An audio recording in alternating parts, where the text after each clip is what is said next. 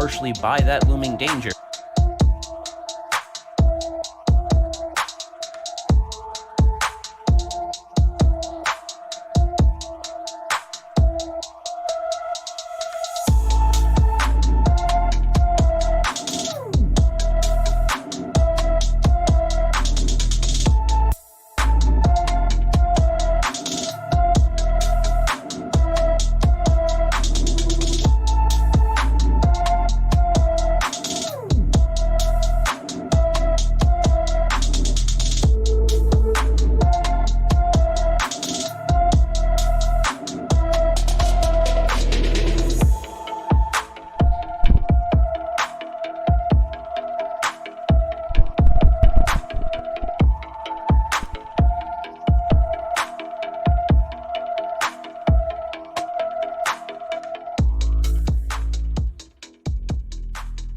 How's it going, everybody? How y'all doing?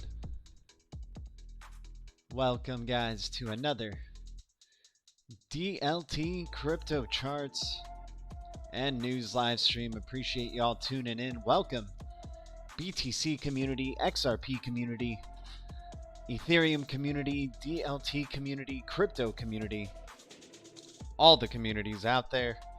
Appreciate y'all tuning in. What is up? What is up, guys? We got Daniel XRP in the chat. XRP Tiny Papa. XRP #1. You guys are awesome, man. Thank you to the Blue Crew. Shout out to the Blue Crew. The amazing Blue Crew. Your guys' support is amazing, man. Guys, let's check out what's up today. Big day today. Big day today. BC in the Matrix. Cheers, dude. Cheers to you, my man. Appreciate you guys supporting, man. Already 7 viewers jumping into the stream. You guys are flooding the chat. Love you guys. Ms. C, how's it going? Hello, G. What's up, guys? So what do we got going on? 1.86% from Cody. Cody at under 3 cents now? This is crazy, man. This touched 9 cents at one point. Now we're at 2.8 cents with Cody. Still a bright future ahead, I believe, for Cody. Getting a nice little pump right here. Maybe some buyers are going, whoa, this is too good of a price right down there. Same thing with Algo. Algo going from 22 cents to 23 cents today. We got XDC, Aragon Core, and Fusion doing pretty well in the past 24 hours. And let's see, what else do we got? We got Celsius, we got Ultra in the past 7 days. DAG starting to creep up there, man. It was around when we started, like, you know, talking about it more so on the live stream, it was around 006, 007. Nice to see it trending strong, you know, with all the fluctuation that's happening. I mean, there's still a lot of manipulation on really small market cap coins like this, but it's nice to see, at least in terms of the TA, it's staying above a penny. It's pretty good. What is Cody? Is it not Codius? No, it's not. It's like a Cody with a C-O-T-I. That's Cody. It's basically a blockchain coming out from Tel Aviv, Israel. And Ripple's former chief compliance officer, or, you know, chief regulatory officer, guy who used to work for the Fed Reserve and whatnot, has investment in Cody. The ultimate power grid of payments. And Cody could be maybe one of those interoperable rails, right? It's not going to be one set of rails that runs this whole internet of value.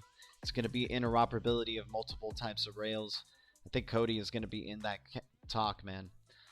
Definitely a lot of big names involved in this, and they keep evolving. They're only growing more and more. They helped ADA with ADA Pay, so basically without Cody's help, you wouldn't have ADA Pay. So ADA is going to probably be one of those interoperable rails in the world as well. Cody's distributed ledger technology eliminates a single point of failure and enhanced security. High transaction throughput, right? Over 100,000 transactions per second. 25,000 transactions per second in traditional payment systems, and 20 transactions per second in common blockchain protocols. Cody's infrastructure lies in the trust chain, a proprietary consensus algorithm based on machine learning, multi-DAG data structure, right? Seamless digital payment solution. I like payment coins, like ones that, because I think the best use for cryptocurrency is as a currency. Because when you're talking about data transactions, no matter what you're doing, whether it's supply chain tracking or doing smart contracts or anything like that, there has to be a transaction that's made. There has to be a payment that is made. So I think a lot of the ones that I'm interested in, at least, have to do a lot with payments, or unless they're just a good speculative play, which is a thing.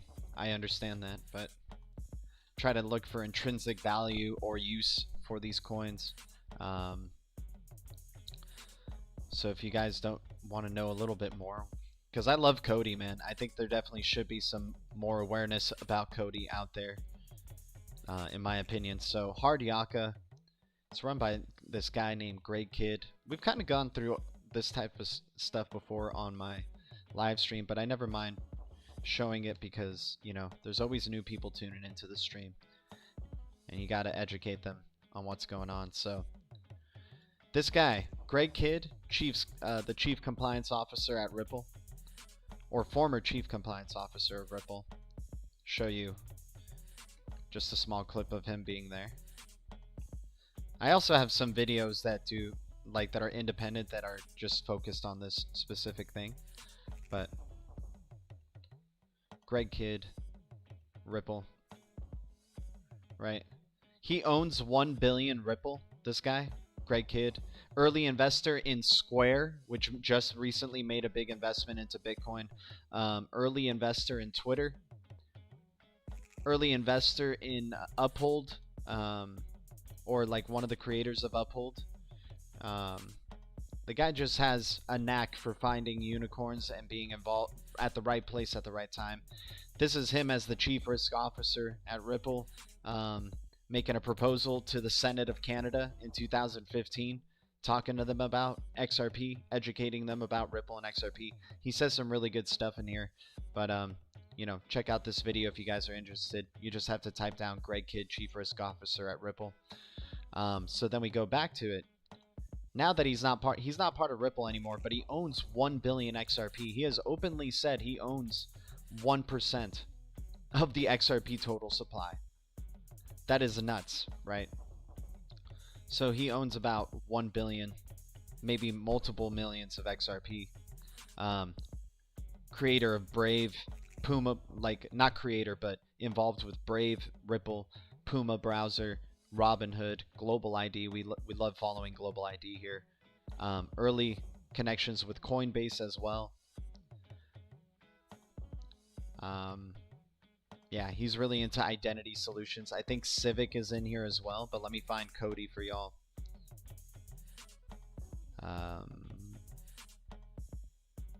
You got Ledger X there for sure. Cody, right there. There's Cody. And it takes you to the website, right? So right here is Cody. What other ones? I like to follow where the money is going, or like the work. And it seems like the projects this guy gets involved in are real boats, or at least are trying to be real, right? You got Hedera Hashgraph, HBAR. Super bullish on that one as well. Filecoin. Kava. Really like Kava. And then, of course, Solana. So this guy is just at the... He knows what's up in the blockchain space, right? Involved with a lot of the big wigs in blockchain. Probably very responsible for regulatory clarity coming soon to the blockchain space because of his work with what he's done with Ripple. And we know Ripple's a pioneer in terms of regulatory clarity. Or seeking regulatory clarity for the whole space, right? So then, in this video, he talks about, you know, there's going to be multiple structures that are providing rails for the new financial system, right? So let me show you a little bit of what he says here. Guys, by the way, thanks for tuning in. We're taking a little bit of a detour. We do have some charts and news that we're going to be looking at, but you know what? I feel like sharing some love about Cody. So it's not a shill. I'm not a financial advisor, not a pro trader, and I'm never telling you guys what to do. Just sharing, having a good time with the Blue Crew, having a good time with the communities out there, looking at stuff, speculating, having fun. It turns out is that fees and settlement times, what's the selling point for a consumer that doesn't usually see the downsides of fiat currencies? So I'm a bit older than probably the audience here, and in my country we had back in the 1960s something called green stamps. And green stamps was a rewards currency that almost all merchants gave. Over 70% of merchants gave green stamps, and over 70% of households gave them. By the way, what's up, Cruston, or Crypto Justin UK? How you doing, man? What's up, good holders? Here's a wrench, my dude. Welcome to the stream. With the wrench comes great responsibility, and welcome to the Blue Crew, my man. Everybody welcome Crypto Justin UK to the chat. What's up, Legendary? What's up, JKill215? Guys, thanks for smashing those likes on the way in. And thanks to any new subscribers to the channel. Appreciate your guys' support so much, man. You guys really make up this channel. And we do it because you guys keep supporting, and that's what we do. All right, let's check this out. And what that meant was you had a secondary currency that people kind of felt was like a bonus currency. And you might say, well, why would people want that or like that as opposed to just getting cash back on their existing purchases? And what it turns out is that human psychology is very powerful. And when people have this second form of currency, they use it for things that they normally wouldn't spend it on, or they would feel guilty about spending just regular cash balances. And so if you actually search on Google for green stamps and you look at some of the videos, it's pictures of consumers buying things like that blender that they wouldn't feel they deserve, but with their green stamps, they were willing to make that purchase. And so you get another form of behavior when people have kind of their happy money. It is also a global form of currency, and so it becomes something that is portable across different boundaries. And it also creates potentially, just like there's a whole ecosystem and marketplace around how people use bonus points that they get from the airlines, that has become a whole thriving economy and ecosystem in and of itself. And so what we're really looking for is to have a psychologically different kind of currency that really is associated with rewards and is portable around the world. There was an economist called Hayek who wrote, an Austrian economist who talked about the concept of private currencies and competing currencies as an alternative that was better to fiat currencies because they might have, for instance, a lower tendency to have inflation. They might not be debased like fiat currencies have been in other countries. And so it is possible to have a cryptocurrency that is actually more trusted than any fiat currency, and this is really the objective. There's a possibility to have a cryptocurrency that is more trusted than any fiat currency, right? Alex D Vlogs, what is up, my man? Guys, Alex D Vlogs in the chat. Let's run GDLT XRP go now.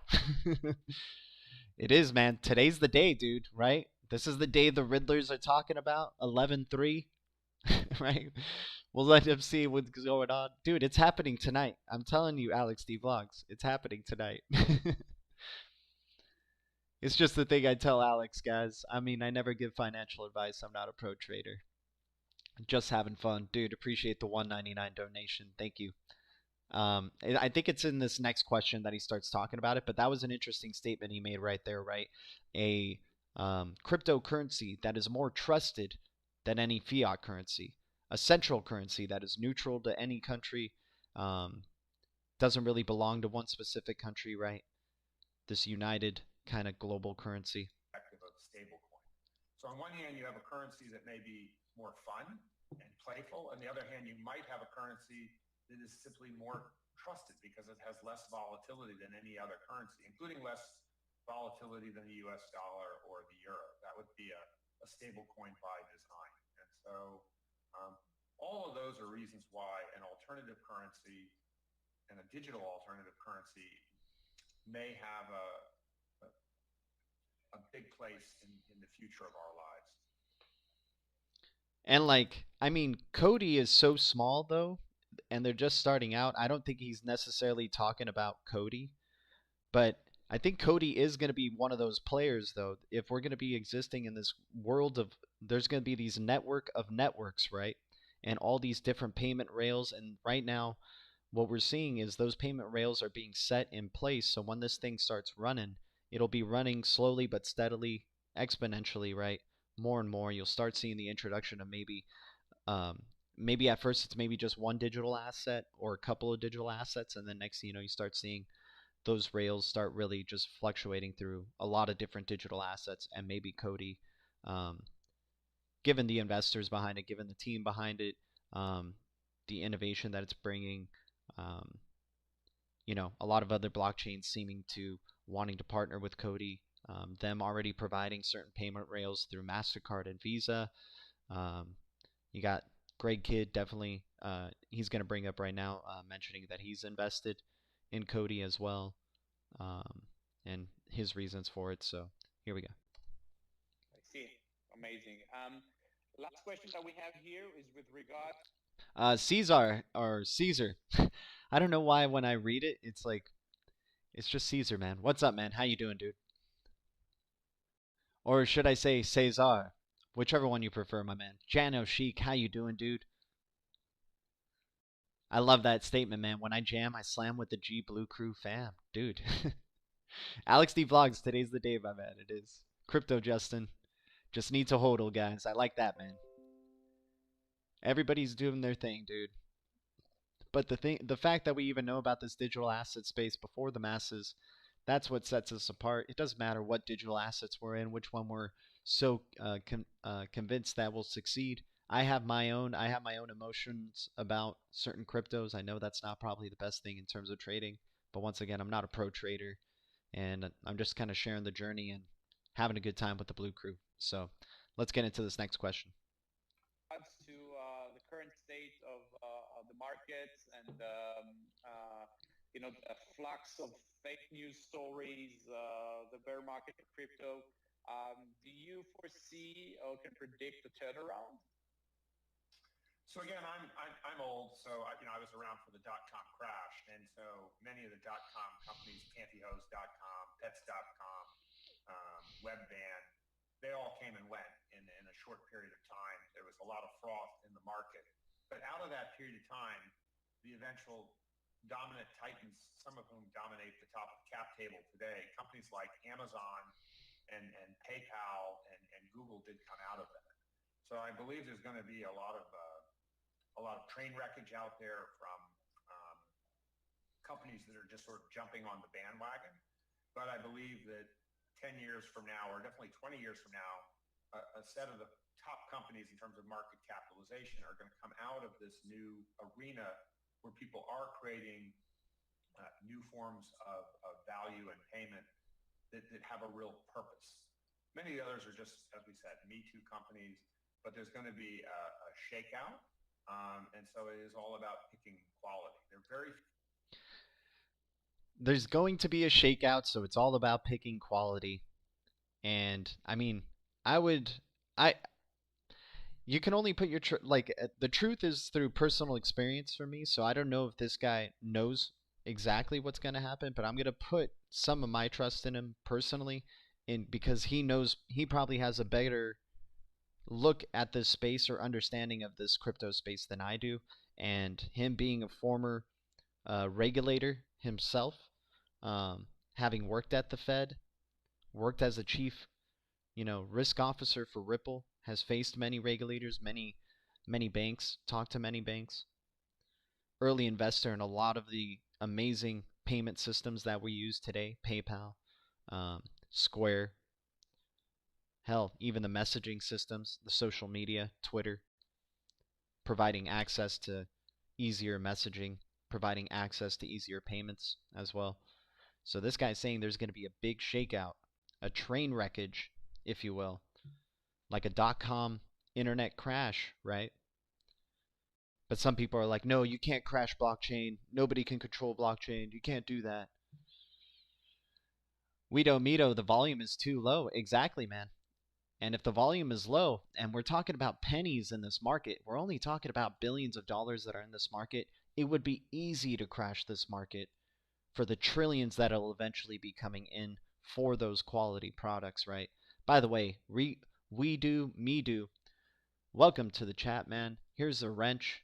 Please use the wrench wisely, man. Welcome to the Blue Crew. Everybody, welcome we do, me do to the chat. How's it going, man? Oh, the volume is too low. You're talking about him talking? I thought you were... Oh my gosh, no way. Dang it, man. Thank you, we do, me do. Nobody else... Let me see. Nobody else told me that, huh? Nah, it's all good. All right, so... I appreciate you, we do, me do. You earned your wrench, my man. Guys, always let me know if like it doesn't seem right. Like if I'm just talking and you're not really hearing the video that I'm playing, definitely let me know. So I'm just gonna replay some of the stuff we just went through here. All right. Potentially, if you actually search on Google for green stamps and you look at some of the videos, it's pictures of consumers buying things like that blender that they wouldn't feel they deserve, but with their green stamps, they were willing to make that purchase. And so you get another form of behavior when people have kind of their happy money. It is also a global form of currency, and so it becomes something that is portable across different boundaries. And it also creates potentially, just like there's a whole ecosystem and marketplace around how people use bonus points that they get from the airlines, that has become a whole thriving economy and ecosystem in and of itself. And so what we're really looking for is to have a psychologically different kind of currency that really is associated with rewards and is portable around the world. There was an economist called Hayek who wrote, an Austrian economist who talked about the concept of private currencies and competing currencies as an alternative that was better to fiat currencies because they might have, for instance, a lower tendency to have inflation. They might not be debased like fiat currencies have been in other countries. And so it is possible to have a cryptocurrency that is actually more trusted than any fiat currency, and this is really the objective of stablecoin. So it is possible to have a cryptocurrency that is more trusted than any fiat currency, right? Interesting statement right there from Greg. On one hand, you have a currency that may be more fun and playful. On the other hand, you might have a currency that is simply more trusted because it has less volatility than any other currency, including less volatility than the US dollar or the euro. That would be a stable coin by design. And so all of those are reasons why an alternative currency and a digital alternative currency may have a big place in the future of our lives. I see. Amazing. Last question that we have here is with regards to the current state of the markets and the flux of fake news stories, the bear market for crypto. Do you foresee or can predict a turnaround? So again, I'm old, so I was around for the .com crash, and so many of the .com companies, pantyhose.com, pets.com, Webvan, they all came and went in a short period of time. There was a lot of froth in the market, but out of that period of time, the eventual dominant titans, some of whom dominate the top of the cap table today, companies like Amazon and PayPal and Google did come out of that. So I believe there's going to be a lot of train wreckage out there from companies that are just sort of jumping on the bandwagon.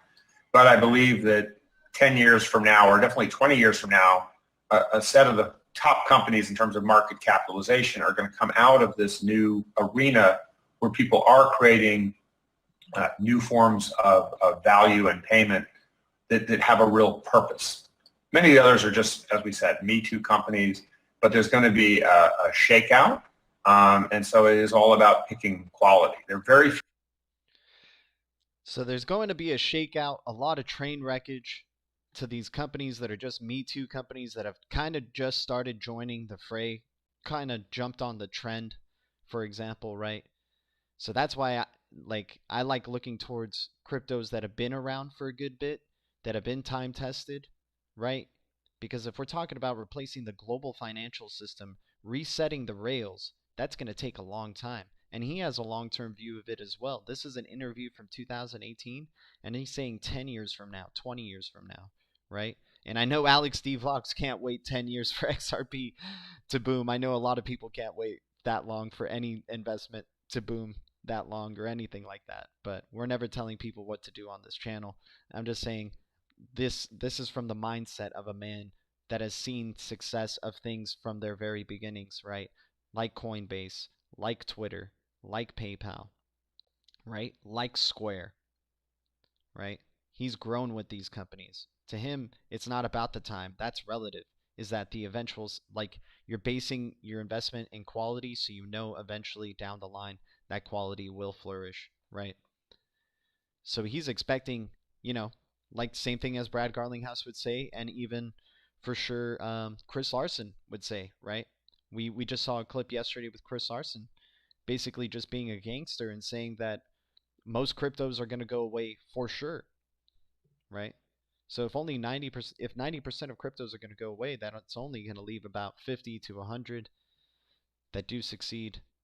And man, the volume that could be pumping through those could be amazing, right? Because those are going to be those alternative payment rails. I think it's going to be mostly payment-based type of blockchain technology. Who knows about these AI tokens? But at the end of the day, you're making transactions when you're transacting either data, value, goods, or anything like that. There's a process of a payment, and then everything else can be built on top of that. So if you do payments well, chances are you're going to be able to do, in terms of cryptocurrency or blockchain technology or distributed ledger, if you can initiate a payment fast, efficiently, at low cost, I mean, the sky could be the limit. But let's check more about this. A few companies that have a token that I've actually personally... Let me rewind a bit. Top companies in terms of market capitalization are going to come out of this new arena where people are creating new forms of value and payment that have a real purpose. Many of the others are just, as we said, Me Too companies, but there's going to be a shakeout, and so it is all about picking quality. There are very few companies that have a token that I've actually personally invested in through the fund. Cody is one of them because... So very few that he's invested in through the fund, his Hard Yaka fund, right? So we look back at Hard Yaka and what they've invested. He says there's very few that he's invested in through the fund, right? We know XRP, he definitely owns a lot of XRP, has a lot of XRP, right? Probably BAT. Maybe he has some BAT. Maybe he has some tokens that are on Uphold. Who knows? Solana is definitely here in the portfolio. You got Hedera Hashgraph, right? HBAR, Filecoin, Cody, one of them as well. And I'm sure there's some other cryptos in here that I'm just not seeing. I think this NanoPay isn't related to Nano. But yeah, a lot of definitely other options out there that are very interesting in terms of what he's saying here, and saying, in terms of just crypto companies in general that he's touching, he's only touching a very few of them. And Cody happens to be one of them. That's where my eyes went, what? So I had to look more into Cody. And yeah, that's where I've started liking this project ever since, really. Cody, in our minds, solves a real problem. And so once all this... So yeah, listen to what he says there. Cody, in our mind, solves a real problem, right? Very few companies that have a token that I've actually personally invested in through the fund. Cody is one of them because Cody, in our minds, solves a real problem. And so once all this quality is shaken out, there will be a return and a focus on which of these things are real. Cody feels very, very real to me. So we're in for the hunt with Cody because we think that in the future, an alternative form of currency and an alternative form of payment rails will exist. Visa and MasterCard are not broken, but they certainly haven't been innovative or really brought new things to the market in the last 20 or 30 years. Banks are not broken, But again, we're not looking for the innovations or the future of how payments are going to work to be coming from the banks. If we want to live in a world that works more like Star Trek, there are going to be a lot of wrong turns along the way. But Cody and a small collection of other companies that are really working on that problem with focus are going to come out the other end of this sort of crypto ICO winter, and they'll be positioned to get the work done.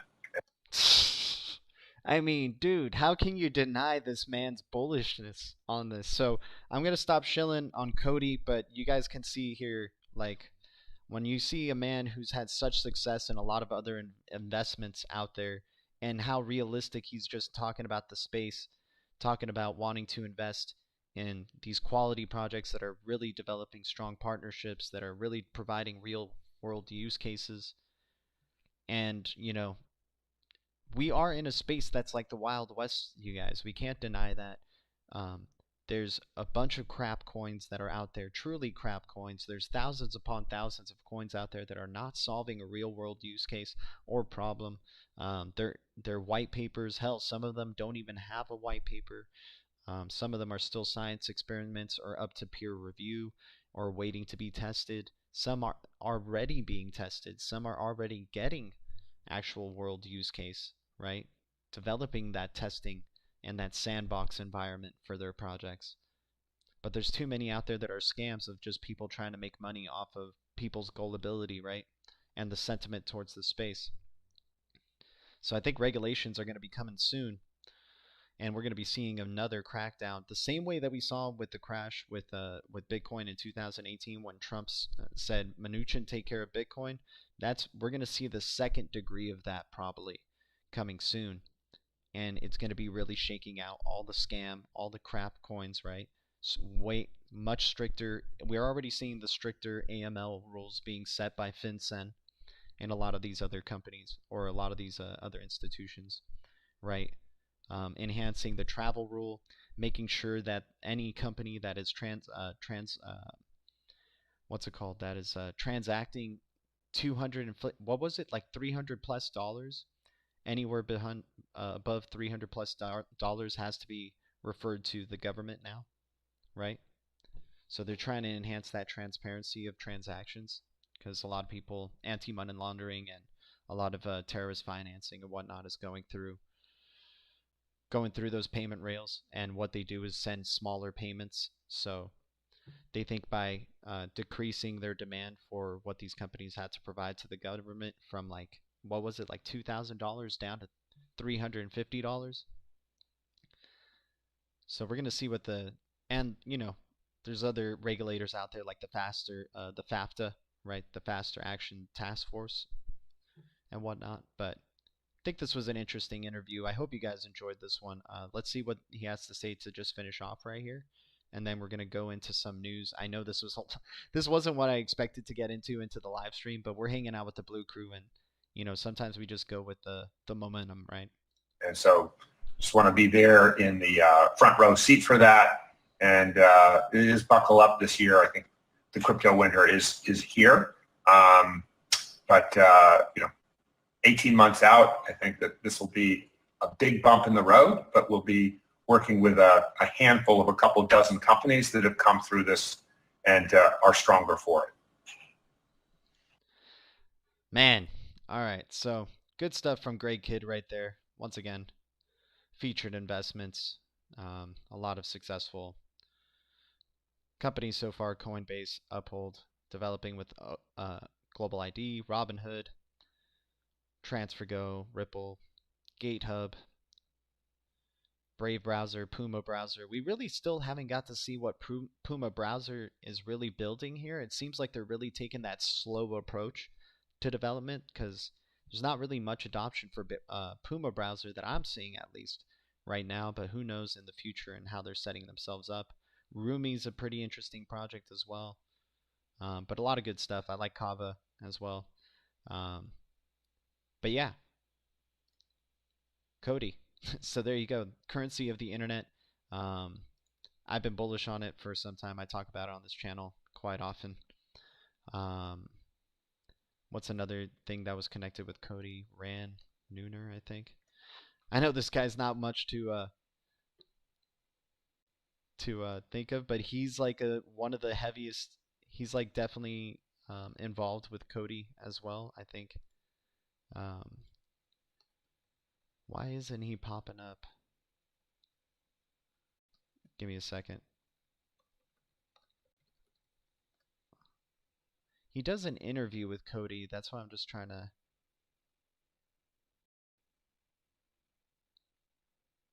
Whatever. Who cares what Rand Nooner does with Cody here? But one of the interesting things too with Cody is how they're regulatory compliant. We're headquartered in Tel Aviv, Israel.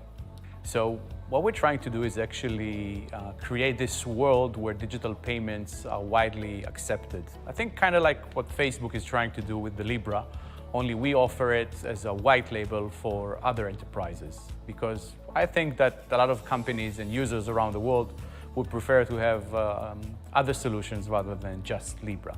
So we offer that as a service, and we have our own protocol, our own chain based on a DAG, on a direct acyclic graph, with our own internal exchange and suite of applications. So it's a full solution ready to use.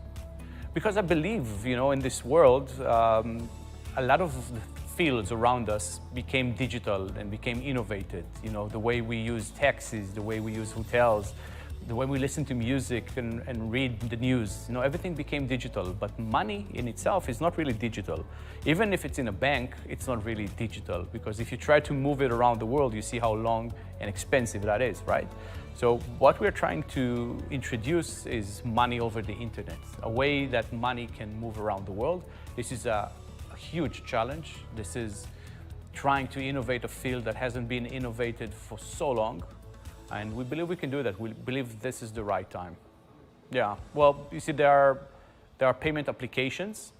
They can always be our customers because they need to use some sort of a blockchain.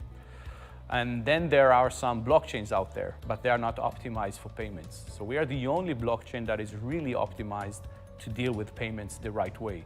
So we are. I'd like to think XRPL can deal with payments the right way as well, but I get the bullishness on his part. Very scalable. We can do over 10,000 transactions per second.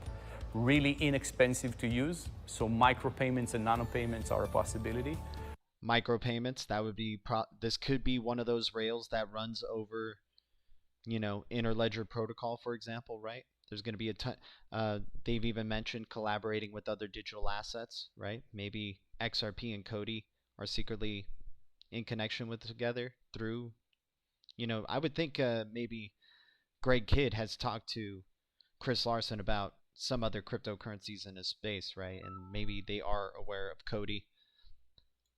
We can allow a chargeback to happen on the blockchain. We're the only blockchain that allows you to dispute a transaction if that hasn't been served the right way. We can deal with privacy in a very good manner, and we can be fully compliant with regulation. Nobody can do all of these things but Koty. That's a pretty interesting and standout statement right there, right? Regulatory compliant, deal with privacy, and you can also dispute a transaction, which is interesting. I don't know what that even means when it comes to blockchain and consensus. But enough about Cody. Let's just check out its chart. Let's go check out the XRP chart as well. What's up, everybody? Let's get the music back on. Appreciate everybody going on this little side tangent into Cody with me. Thanks for your patience, Blue Crew. Much love out there.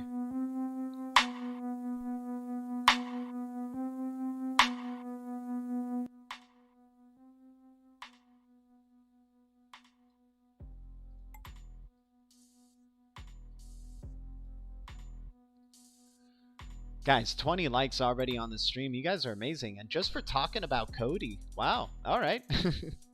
We haven't even gotten to the corporate crap and the SEC and China stuff. Kind of a misleading video, don't you think? Lady Enigma, what's up? Legendary, I got you, my man. Jano Chic, you rock. Thank you. What's up to everybody in the chat? How's everybody doing? Guys, thanks for tuning in. Thanks to the 12 viewers. We got 12 viewers, 21 likes, 121 or 1221. I'm digging it. Appreciate you guys tuning in. To any new subscribers, what's up? Welcome to the Blue Crew. Okay, so we're looking up close here. What's going on with XRP, right? Zooming in. Still trending towards the downside in this scary manner, man. We've been just going sideways basically since September, waiting for an eruption either towards the upside or the downside here. Been consolidating really since August for XRP. And this channel is looking a little weird, man. It's just freaky, dude. You're just seeing a strong fight between bullish and sellers, and like you can even see this green candle is having a hard time engulfing this previous red candle, and there's just buyers and sellers both ways. Look at that nasty wick right here, this spinning top. Interesting situation we're in, man. Maybe it's waiting for the results of the election to decide what it's gonna do. You do have a MACD that looks like it's increasing in bearishness. The RSI doesn't look too friendly either. And your VWAP, you are trending above the VWAP, which is a good sign. That is pretty bullish. You want this daily candle though. You got 4 hours for the close. You want it to, you know, if not the next day, to engulf completely above this red candle. And if it doesn't, man, we could be facing some more selling pressure, maybe going down to 23.1 cents for XRP in the short term. And let's look at Cody since we were just talking about it.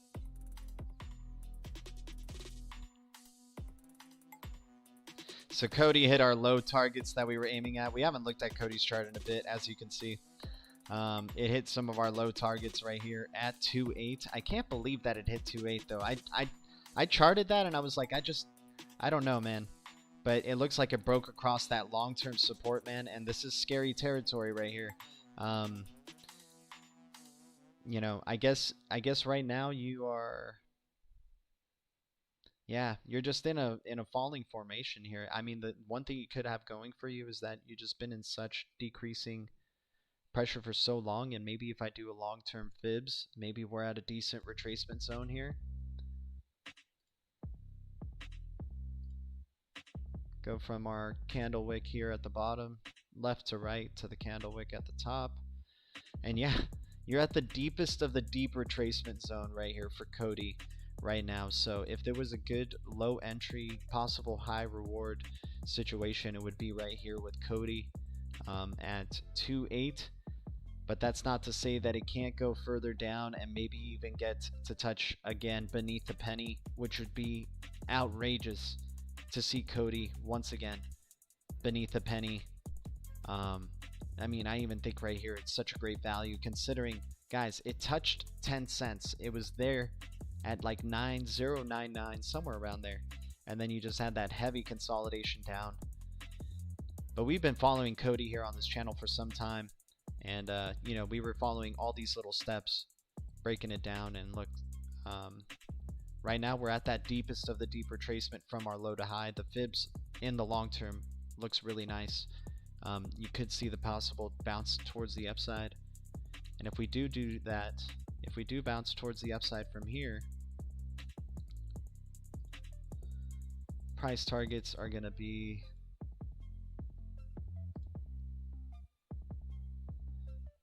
back up to around, I would say short term first 4 cents.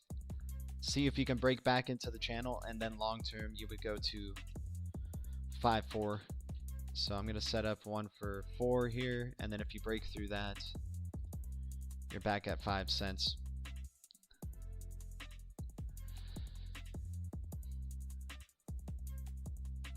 Not bad, man. And you are getting some seller's exhaustion here actually from the MACD. The MACD not looking too bad for Cody either. Hence why you've been getting some bullishness around this short period of time. Maybe he's starting to curve up. RSI looking a little flat. I guess you could say it's a little bit bullish though too. Got a nice little incline here towards the upside. VWAP, yeah, trending above the VWAP. Not bad, not bad. Not liking this daily candle here. I'm worried about the close there, but I do like that I'm seeing some buying pressure coming in here consistently. Could be treating this area as support, and look at this. Maybe treating a former area of resistance as support right here. And this is where it started having that high accumulation from. It was just trending sideways for a bit, and then it started accumulating towards the upside. Maybe we'll see that from Cody. We'll keep track of it, see if it hits these targets. I think it's a good low entry, but if it breaks past the support, then your targets are going to go lower into the earlier 2 cents, and maybe even worse, back down to a penny or even below a penny for Cody. We'll just have to see how that plays out. But anyways, guys, let's get to... Finally, we get to a news piece, our first piece of news. Guys, thanks for tuning in. Calculon in the house. Crypto Boo Boo. Good seeing you, Crypto Boo Boo. Jano Chic, what's up, man? Guys, appreciate y'all. 23 likes, 15 viewers. You guys are awesome, man. Always good hanging out with the Blue Crew. Actually, before we get into this news, guys, I'm going to go grab some coffee. Need to re-up on the coffee, and then we're going to get into the news. So I'll be right back.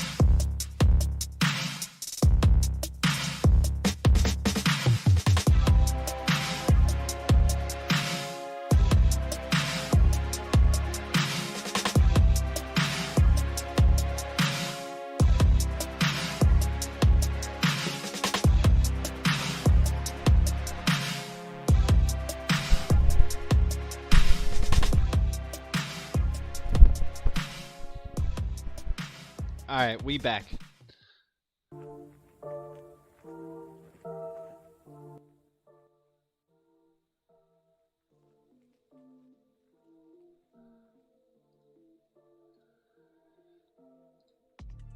Appreciate you guys' patience. What's up to everybody in the chat, guys? Cheers to you all. If you're starting your day or in the midday or at the end of your day, I just hope it's going good. Alright.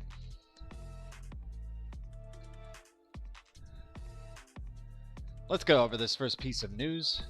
Corporate giants may not follow MicroStrategy's Bitcoin adoption play, Raoul Pal explains. Communication is key, especially when it comes to explaining Bitcoin to mainstream corporate entities. Earlier this year, business intelligence giant MicroStrategy put $425 million of its treasury funds into Bitcoin. The move was largely seen as a big step in the right direction for mainstream Bitcoin adoption. MicroStrategy, with its CEO and founder Michael Saylor, a Bitcoin skeptic turned bull, may not usher in massive corporate adoption for crypto's pioneering asset. However, according to former hedge funder Raoul Pal, I don't think Michael is going to drive corporate adoption in the space because he's really speaking the language of Bitcoin and not the language of corporate treasurers, and that has to happen, Pal told podcaster Pete McCormick on an episode. We're very bad in this space speaking the language of the others that we actually want to encourage into the system in the end. MicroStrategy publicized it purchased $250 million worth of Bitcoin back in August. The firm picked up the additional $175 million in September. Once a major skeptic of the asset, Saylor has turned full Bitcoin bull, posting about the coin frequently on Twitter. He also said he bought 17,000 Bitcoin for his personal holdings prior to his company's purchase. Forget the amount of money it is. It was a large part of the cash reserves, Pal said of the MicroStrategy's BTC pickup. Now, most companies won't do that, but Michael's a true believer. I've mentioned this numerous times. You're not going to get the pension system and the asset allocations until you start talking in terms of bearer asset allocation models. None of us know what those are because nobody uses them except the industry or that industry. Pal himself admittedly did not know the exact asset allocation strategies various sectors employ, but he did describe their widespread prevalence, essentially each sector has a common set of its own native specific goals, terminology, and strategies. It is based on the asset allocation models that the entire pension fund industry uses and that consultants use and that actuaries use and all this stuff. to talk about the 100-year value of money to the treasurer of Microsoft, who might be in this job for 10 years before he moves on somewhere else, is irrelevant. It doesn't matter. Show him portfolio diversification effects versus cash that he holds across credit, commercial paper, treasuries, different currencies, and say, well, if you put this in, this is what it does to your portfolio. Then he's going to go, yeah, I get it. I'm going to go do something like that. A number of other mainstream players have enlarged or entered large Bitcoin positions in 2020, such as billionaire Paul Tudor Jones. The corporate trend into the asset is still very much in its infancy, however. So if the corporate trend into the asset is still in its infancy, and yet you're still getting people investing $425 million of their assets into it, that's pretty crazy, man. So if it's still in its infancy, so does that mean in the future it's going to be trillions going into this? Into Bitcoin? Man, I wonder how the fees are going to be with that, right? But anyways, guys, let's jump into another crypto. Let's check out HBAR.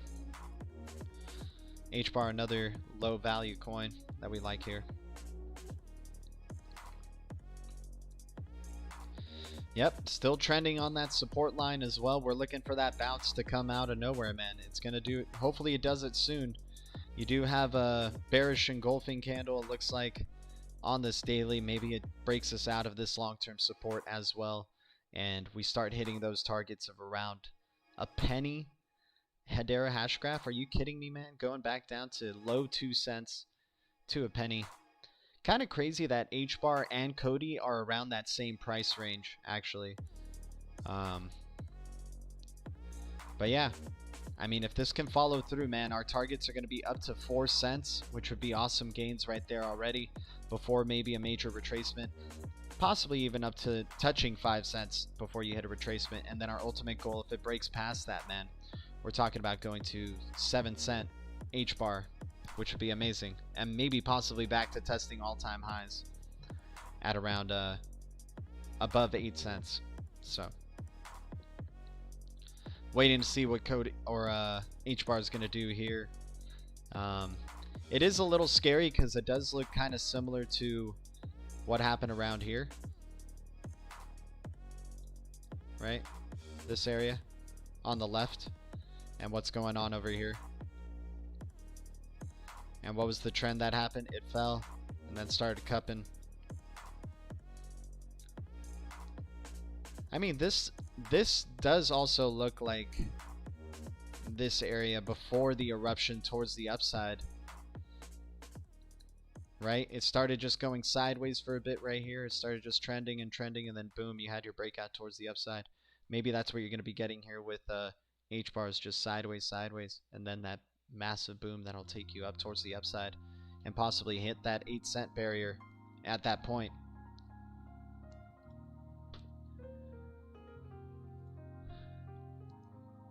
Crawfish XRP, how you doing? XRP Bags in the house. What's up, dude? How you doing, man? Guys, thanks for the 23 likes, and to any new subs to the channel. Appreciate y'all. Thanks for your support, as always. Much love to the Blue Crew out there. You guys are amazing. So, a little bit of like a fun or just some news coming out about a kind of, I guess, casino. I don't know if this is really super newsworthy. I know it's a little bit out of like what I usually talk about, which is like CBDCs and regulations.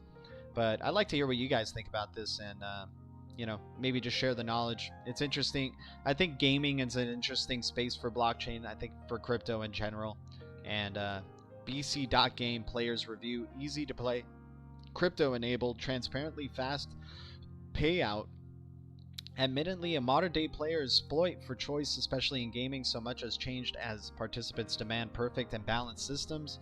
As competition heats up, forcing creators to come up with the best systems, enabling seamless interaction and an unparalleled level of engagement, bc.game stands out from the crowd.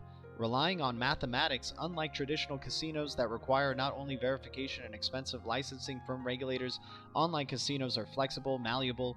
While currently offering the best deals for their users, bc.game is one of the many digitize their operations. However, the platform went a notch higher by using technology decisively, embracing cryptocurrencies, and offering diversity from a wide range of games like Wheel, Baccarat, Plinko, Crash, Roulette, Hash Dice, Blackjack, Keno, and others. Cryptocurrencies rely on mathematics, they are accessible, and their underpinning blockchains are secure and active. By using cryptocurrencies as settlement, BC.game bypassed the need for demanding that their clients register bank accounts and get approved. That's where I feel a little bit iffy about this whole BC.game thing, right? Is I don't know if it's such a good thing to be trying to bypass regulators and the banks, right? But to each his own. Anyone anywhere in the world can register and play any of the over 15 unique games by depositing over 25 cryptocurrencies, including BTC, Link, Uni, XLM, XRP. Verified and broad, everything for everybody, right? Payments everywhere for everyone, everything for everybody. Aforementioned, the online casino integrates technology, offering the best deals for the players while remaining transparent. Interestingly, the game platform was formed in 2017 and is fully verified by the Crypto Gambling Foundation. I mean, whatever that really means, right? BC.game is perhaps the first online gaming platform to operate a Bitcoin Lightning node. This way, its gamers can not only deposit and withdraw with their winnings easily, but cheaply. Typically, Bitcoin transactions take on average 30 minutes to an hour for processing. Moreover, they can be expensive, automatically disincentivizing gamers from participating. However, with the LN, the Lightning node BC.game ensures everyone's participates, since related transaction costs are nearly negligible and processing is instantaneous, a convenience advantage. Easy to play, sufficient support. BC.game transactions are traceable but immutable, and combined with its interactive, easy to use, highly engaging user interface, the platform has drawn a high number of players from across the globe. Additionally, the platform is multilingual, supporting different languages, available 24/7. Straight from the platform, players can engage with each other. Each player also qualifies for a special bonus program split for main categories. The platform offers best crypto games and stands out as a reliable portal for gamers across the world. It is easy to use. So I'm just kind of sharing this with you guys. I don't use it personally. Maybe I'll look into it, but I thought it was an interesting piece of news. You know, I understand it's kind of iffy and whatnot. I'd like to hear what you guys think about it, the Blue Crew, but I think it's an interesting when you're trying to incorporate games and crypto and stuff like that. I know the casino industry is definitely, or online casino is definitely an application that a lot of cryptocurrencies are looking forward to using for crypto. But BC.game, I don't know. Maybe look into it. Let me know if any of you end up deciding to maybe check it out or use it. Let me know how it goes for you and stuff like that. Here's a look at their website, right? Pretty nice user interface right here. You got you got these random games that you can probably play and stuff like that. All the transactions that are being made, you're seeing XRP, you're seeing XLM, Bitcoin, Tron, all this stuff on it, right? They got their chat here. Kind of looks a little bit like the BitTrue user interface, like the cartooniness of it and stuff. But yeah, also another like blockchain game that's coming out that I'm still kind of looking on the fence about jumping in on, but you know, it's built on EOS blockchain, and it's like a game that's been featured on IGN, GameSpot, and stuff like that. You know, pretty interesting game here. So let's check it out for a little second right here.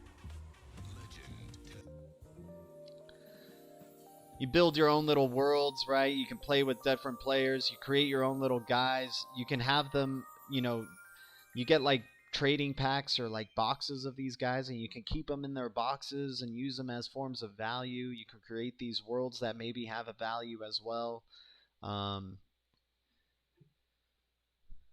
guess you can earn this type of currency or use this type of currency called blancos or something.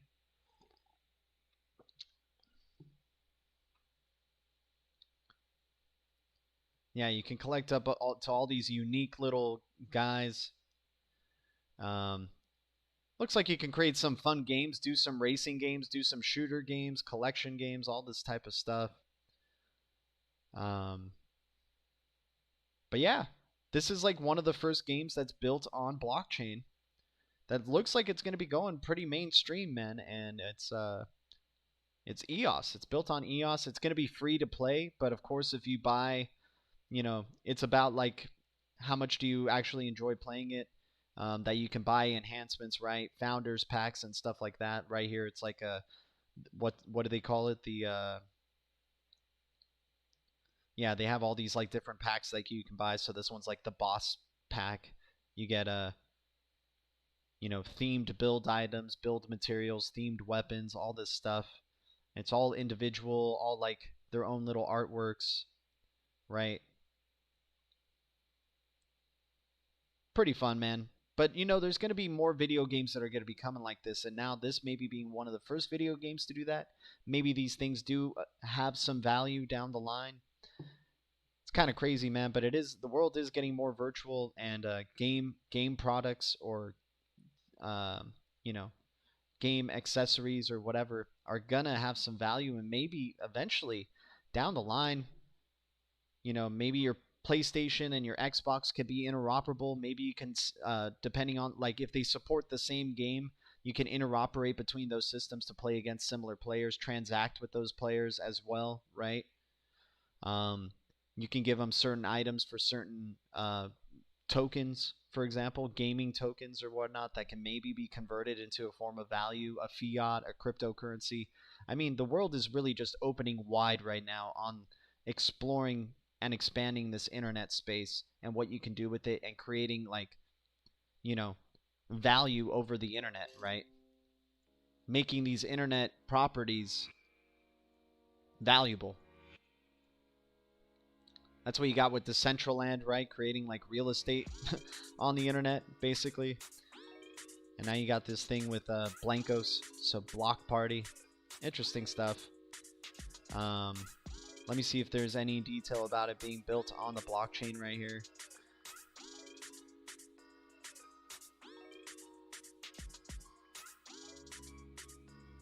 Yeah, make your own games, iconic designs, right?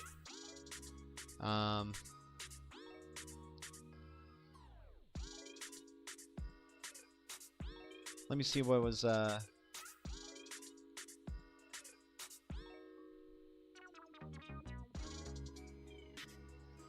don't know why I can't find like it saying built on blockchain, but yeah, it's built on the EOS blockchain, so I'll just search for it on Google.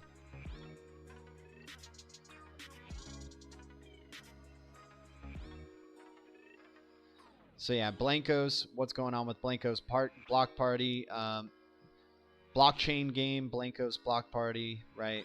Built by Mythical Games. In the case of Blankos, Mythical is building the game on a customized version of the EOS.io codebase, mainly so it can more easily handle onboarding and the creation of wallets. Creating its own standard for NFT ownership called D-Goods. See what D-Goods is. Oh, I guess it's just takes you to this. All right. But yeah, a little look into some blockchain gaming, man. Interesting stuff for sure. How's it going, everybody? Guys, thanks for tuning in. Appreciate y'all. What's up to the 14 viewers? We're on our second to last piece of news, and we're going to be wrapping it up pretty soon. Appreciate everybody who's tuned in. China has spent over $300 million in digital yuan units. Tests for the China's central bank digital currency, CBDC, have gone on for months. Okay, give me a sec. Yeah. Gone on for months, and the country appears to be hitting one milestone after another. Although it hasn't launched yet, the digital yuan from China is seeing significant adoption nonetheless. According to a recent Reuters report, about 2 billion yuan, $300 million of the CBDC has now been spent. The report cited a speech from the Yi Gang, the governor of the People's Bank of China, at Hong Kong's FinTech Week conference, reportedly confirmed that the number, explaining that the digital yuan had also moved across 4 million separate transactions so far. The transactions cover about 12,000 payment scenarios, with all of them coming through pilot programs. The initiative is part of China's mission to digitize its currency and leverage blockchain technology to bolster its economy. Citing the reason for the country's expedited tests, Yi explained that the situation we're in had forced an increase in demand for contactless payment methods. The People's Bank of China would like to continue rapidly along that path, ensuring that they can combine security with convenience for payment efficiency. So far, China has spent a significant chunk of 2020 on tests for the digital yuan. The first pilot program was reported to have launched in April, with the People's Bank using the asset across 4 regions. The bank eventually expanded the test to 5 other cities, with the Wall Street Journal explaining that provinces including, can't really name all these, but Hong Kong, Greater Bay Area had joined the fold as well. However, the past 2 months have seen some of the largest scale testing programs. Last month, local news source Sina Finance reported that the Lihu district in Shenzhen had gotten $1.5 million worth of the digital yuan, planned to issue them to the citizens as part of a promotional giveaway, right? So more and more steps forward for the digital yuan, the CBDC being tested in these smaller regions, smaller banks at smaller scale. And what did we read in that Accenture Ripple PDF, right? For cross-border payments with Ripple, right? It would take some time. Let me see.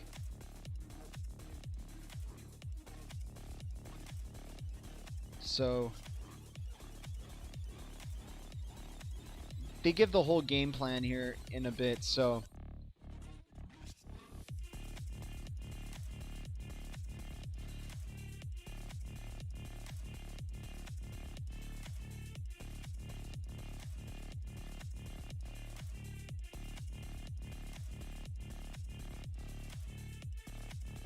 okay, global trade runs at about $24 trillion per year. This is not going to migrate to a new commercial payments network overnight, or even over 5 years, and the degree of migration will be dependent on the competition from other alternatives.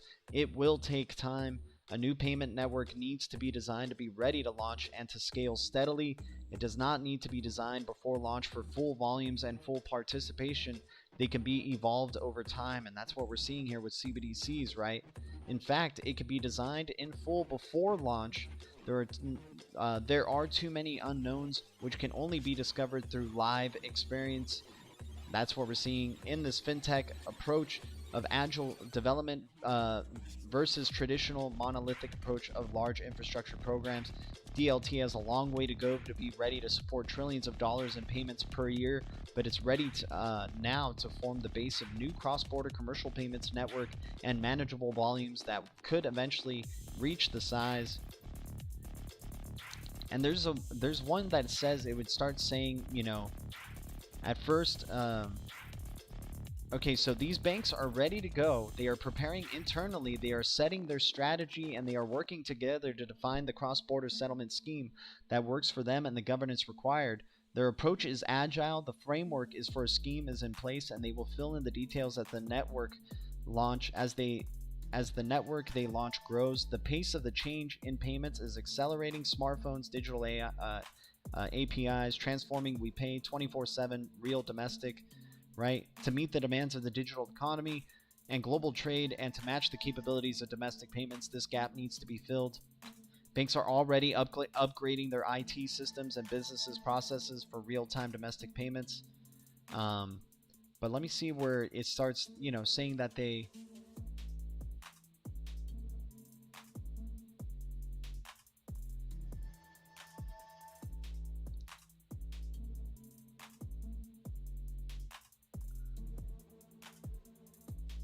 So infrastructure covers the DLT network provided by Ripple and the integration required for banks to connect the network, including message translation, ISO 20022. Who else? XRP, which can be used as settlement for liquidity costs, right? But I'm trying to find where they would say, like, it would take, you know, they would need to prove with smaller banks first, and then... Okay, so here we go. Correspondent banking is entrenched in global banking. It is proven. It works, and banks and corporates are familiar with it. It has shortcomings, as highlighted earlier, but banks are conservative and they have no desire to introduce risks into cross-border payments. So a start small, scale steadily approach allows banks to prepare properly internally to avoid unnecessary risks and disruptions to their existing cross-border payments business, while still introducing new capability to dramatically improve the way we provide cross-border commercial payments to their customers. So there are examples that there are banks that have taken this approach successfully in the past. EBA Clearing set up the Euro High Value Payment System in 1999. It launched with 44 banks across 21 countries and was based in a new design for clearing and settlement. At the start, some of the banks committed all their commercial payments to Euro 1, others gradually, and it took time for volumes to grow to where they are now. Since the EBA Clearing has expanded its network to Step 1 and Step 2, which is reachable by 4,800 banks in Europe, and is now launching an instant payment scheme with 40 banks. So similarly, faster payments in the UK launched in 2008. It's opening up access to the infrastructure.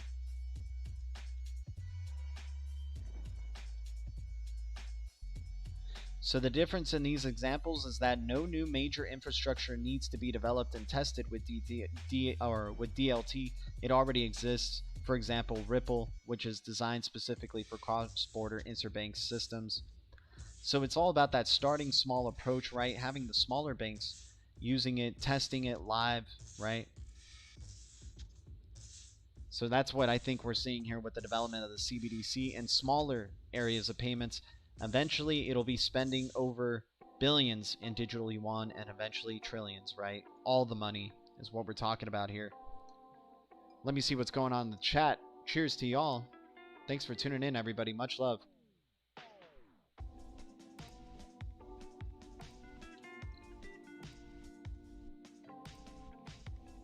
Yep, XRP number 1. We went over that just last night, my man. We talked about Ripple joining PayPal, joining some other companies. I think Twitter as well, Jack Dorsey, right? To provide fairness in voting, transparency in voting, right? So what does that even mean? What are they even talking about, right? Using blockchain for voting, right? Maybe they should use XRP. But anyways, let's get into our last piece of news here today, guys. Thanks for tuning in, everyone. Hope everyone's having an awesome day wherever you are. Oh, XRP number 1. No worries, man. But I like you dropping that info in there, man. It's gonna be awesome. We'll see what ends up coming of it, right? And yeah, today's a big day, man. And the hours are counting down. And this week is going to be probably a tailspin. It's going to be probably a roller coaster without a doubt. But let's jump into this last piece of news. Appreciate everybody tuning in. Thanks for the 23 likes, y'all. You guys are awesome, man. So SEC raises the limit of crowdfunding, a better alternative to ICO, IEO, and venture capital for crypto startups. The U.S. Securities and Exchange Commission raised the limit on crowdfunding from $1.07 million to $5 million, making it easier for startups to raise money from non-accredited investors. With the 3-2 vote on Monday, several exemptions were made to federal securities legal guidelines that require issuers to register with the SEC and publish monetary statements. Many financial instruments are categorized as securities, and to offer security, one is either required to register, which is time-consuming and expensive process, or fall under the exemptions such as Reg A, Reg D, which now also involves Reg CF or Reg crowdfunding. With this rule change, companies are now provided with more flexibility. This means entrepreneurs can raise more money and do so more easily. This is huge. $5 million is significant enough to attract much larger and much higher quality issuers. The small businesses sector will be rebuilt. This is a step to accelerate that. Reg CF also sidesteps the accredited requirement, an antiquated thorn in the side of innovation. The SEC took some steps today to make it easier for small and medium-sized businesses to navigate the complexities of capital raising.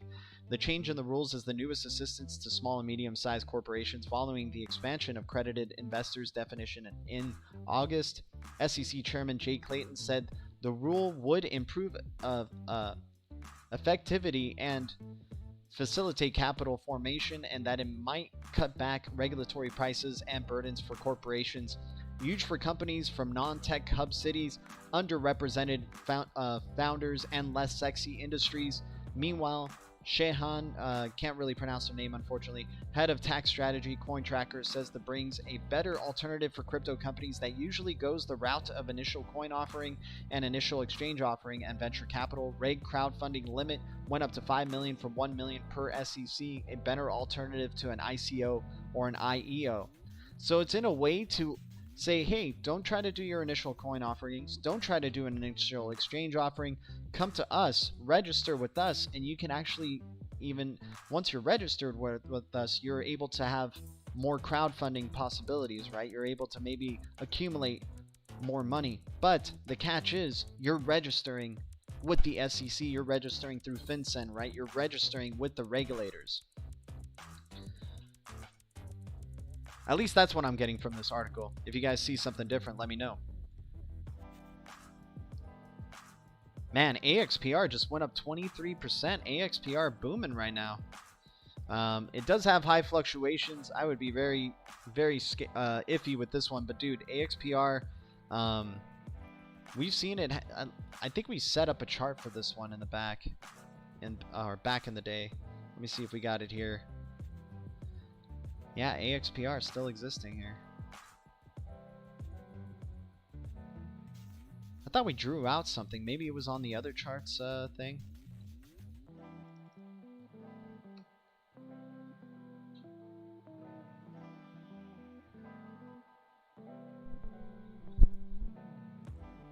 Yeah, so we drew out something here for AXPR. It broke past our initial levels here. But man, you hit that high. You got close to a penny. I think you even touched a penny. Yeah, AXPR touched a penny for a second. And then you just had that major consolidation down. I think if you do the long-term fibs on this one, though, too, I think you're going to be around a pretty good retracement, right? From its initial impulse up. We'll go from candle close to candle close. No, that's actually too much, man. I'm going to go... not from wick to wick. I mean candle close to candle close. And right there, you're around that 78.6% point of retracement. Very low entry, possible high reward situation there as well with AXPR. And if you can get that swing right here, which it looks like it could be about ready to form right here, is you got this low right here. You started facing some buying pressure right there.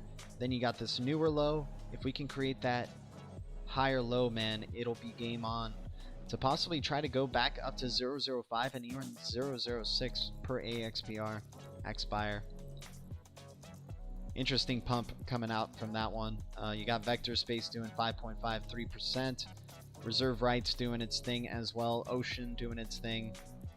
A lot of good cryptos in this space, that's for sure, man. And I think it's a lot of... we've been just, you know, consolidating for some time, so some things are going to have to give. And you know, if this is like 2017, if it has that 2017 vibe and it does follow through with what happened in 2017, I mean, towards the end of the year in December, we're going to be seeing a lot, maybe even in the near the end of this month of November, we're going to be seeing a lot of these coins just start blasting off, and especially the ones that carry, they're going to have some real strong speculation, like the XRPs and the XLMs and the TRXs. You know, these top market cap coins are going to definitely draw considerable volume, and I think a lot of these, just even the ones in the top 10, will start getting so much volume going through it, and that'll mean a lot of good things for the micro cap coins. So we got to hope that we're still in this this bull market, but you know, always keep it in the back of our minds, we are in the Wild West. Disappointments do happen in this space. High risk, high reward, right?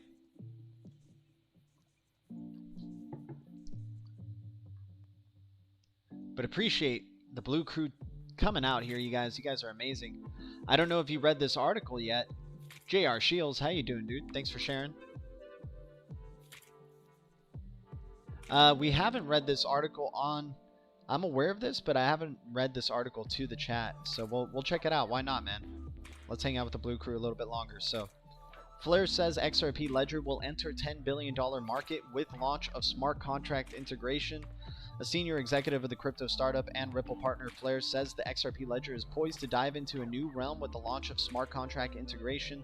In a new Tokyo crypto interview, Flare's head of business development, Mohammed Tazir, says the company's effort to bridge smart contracts and XRP will open the door to a multi-billion-dollar market. Why that is very exciting is because it opens up a lot of possibilities to a big market that is just sitting there with a huge market value of $10 billion today. As for what makes Flare unique, Tazir explains how it adds smart contract functionality to the fourth largest crypto asset. Flare is a new network, so we're the first Turing complete FBA Federal Byzantine Agreement network, and we're using the Ethereum virtual machine for our smart contracts. We added the Ethereum virtual machine to that. We can bring in a launch at launch one of the protocols that we've been working on, which is the FXRP, the Flare XRP. Basically, it's a trustless representation of XRP on the Flare network so that it can utilize smart contracts. In short, we're basically adding smart contract functionality that can run with XRP. Tazir also offers his take on how gamers will eventually rely on blockchain and non-fungible tokens, NFTs. NFTs are special cryptographic tokens that serve as a verifiable proof of ownership of a particular digital asset, such as a gaming items or collectibles, just like what we were talking about, right? Unlike crypto assets such as Ethereum and Bitcoin, NFTs are assets that are not interchangeable. Each non-fungible token holds the identifying characteristics of a certain asset stored in the blockchain. With smart contract capabilities, XRP can enter the world of NFTs, which Tazir says has the potential to be big. It's not just going to catch on. I think blockchain and NFTs are just going to be part of the new ecosystem of the VR world, because it's one of those ways you can safely manage ownership over digital assets within the space, essentially. In addition, Tazir highlights the Flare's smart contract functionality can also be integrated with other non-Turing complete cryptocurrencies like Bitcoin. So essentially with Flare, what is super exciting is that what we're doing with XRP transcends just XRP. It can be done with any of the non-Turing complete assets that lie out there. So we're starting with XRP because it's a big community, it's well developed, and it's really big value. But also there are others, like 75% of the crypto world, like the actual value of the crypto, lie in non-Turing complete assets, i.e. BTC, Stellar, Litecoin. So what we're doing with FXRP can be generalized into an F asset that can be issued to run with smart contracts on Flare. Interesting, man. Got to digest more of that, what that last statement just encompassed, basically. Having like an FXLM, FBTC, right? Pretty nuts, dude. Cryptos, or is that XRP Tiny Papa? How you doing, man? XRP Joe, good seeing you, dude.